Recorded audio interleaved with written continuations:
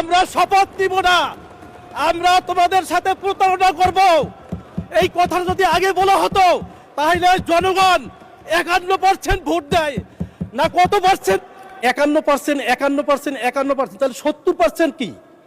আমরা যখন ওই সময় ছিলাম ডিভিশনের পাস করতাম, যদি 51% তো সেকেন্ড ডিভিশন, আর 70% হয়েছে ফার্স্ট ডিভিশন।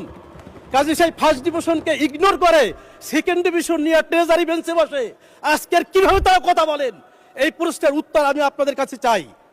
আপনারা 51%-এর শপথ নিলেন আর 70%-এর আপনার শপথ নিবেন না।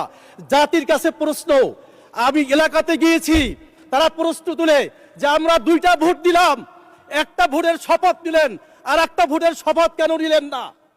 আপনারা শপথ নিবেন না, তাহলে এই কথা আগেই বলতেন যে আমরা শপথ নিব না, আমরা তোমাদের সাথে